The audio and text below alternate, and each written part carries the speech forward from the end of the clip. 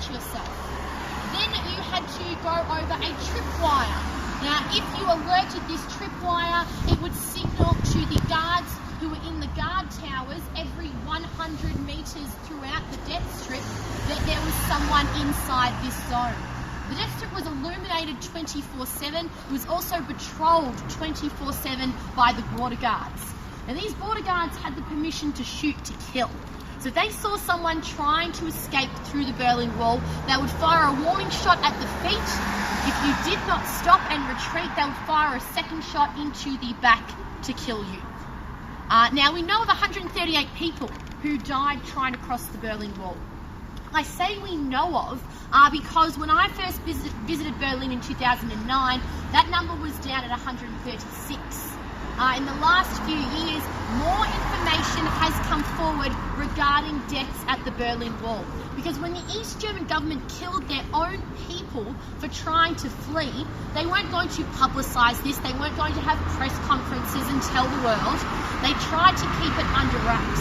So since the fall of the wall, we've been going through all of the Stasi, the secret police documents, also all of the East German government documents, and finding out about more victims. Now, this doesn't include the possibly hundreds or even thousands of people who died at the stress of trying to cross the wall, who died of the anxiety of being separated from their families for almost 3 decades. Imagine if you were living in East Berlin on August the 13th, 1961, when the wall went up. Perhaps your sons or daughters were living over in the West. You were separated from your children for 28 years. And there were a few occasions in the 60s and 70s where they allowed people to apply for 1 or 2 day passes to cross over into West Berlin to visit family members, but these were very limited. They only lasted a few days. So pretty much these families were ripped apart for 28 years. So we can never know what real toll that had on the life here in the city of Berlin. In East Berlin and in East Germany, they created a very tense environment due to all of the spying and conspiracies that was going on. The Stasi, or the secret police, had informants everywhere. In East Berlin alone, 1 in 7 people were informants for the government. So in our group today, what are there, 20 of you plus me, that's 21. So at least 3 of us, statistically, would have been spying on everybody else for the East German government. So have a think about that, think who it might be. So not only would you be informing on your friends and family, but also if you saw anything suspicious, if you read any notes that were suspicious, if any of your colleagues or co-workers were starting to act a bit strange, if you suspected anybody of being a Western spy, you could also alert the Stasi as well. So if you didn't like someone, perhaps they were up for a promotion at work that you wanted, you could inform the secret police, make up an excuse to have them interrogated. It was very easy to go to the Stasi, and as long as you had a small glimmer of doubt on this person being a true communist, they would be arrested and they would be imprisoned and questioned. Now, here at the Berlin Wall, there were also 5,000 successful escape attempts. It wasn't all doom and gloom. But when you compare 5,000 people to the 3.5 million who left in the 12 years beforehand, we can agree the Berlin Wall did its job of keeping the people where they were.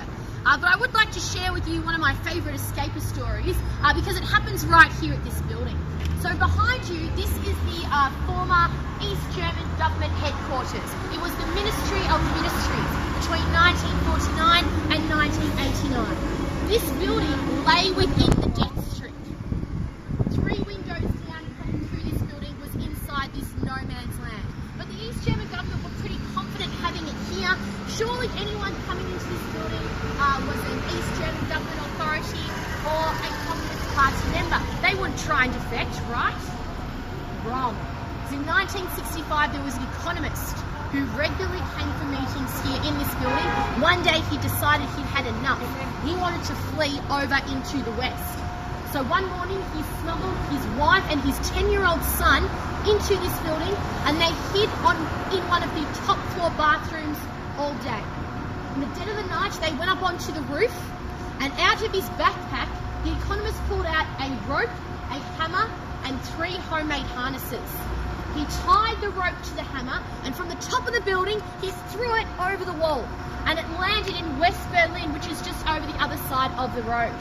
His brother, who was waiting, was able to shimmy up a cable wire. And following that, the economist, his wife, and their 10-year-old son zip-lined over the death strip to safety into West Berlin. Wow. Now, my favourite thing about this escape attempt, they were seen by the border guards inside the death strip. However, the guards did not fire because they thought that that escape attempt was so stealth, so James Bond 007 cool. Surely they were East German spies leaving from this building, going over to get intelligence in the West. Never mind that one of them was the size of a 10-year-old child. That's why they did not fire on this family, and they were able to escape. Another great story that I love is of a family in the late 80s who built a homemade hot air balloon. So they went to the department stores, they bought as many nylon raincoats as they could, they sewed them all together, the father built a furnace, they got this massive basket, they all jumped in, they lit up the furnace, they floated up, the wind caught them, carried them over to West Berlin, they turned it off and they travelled back down. As you can imagine, after this, there was a limit on the number of nylon raincoats that you could buy in department stores. People also built tunnels. One woman sewed herself into the car seat, the front seat. A man then sat on top of her and drove her through one of the checkpoints.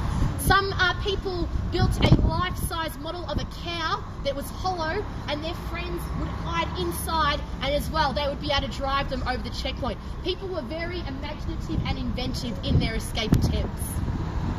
Folks, what we're going to do is just head on back down this way, make a left-hand turn towards the front of this building, because not only is this the former headquarters for the East German government, it's also the former Luftwaffe headquarters during the Third Reich. This was the Air Force Ministry. So we're just going to turn the corner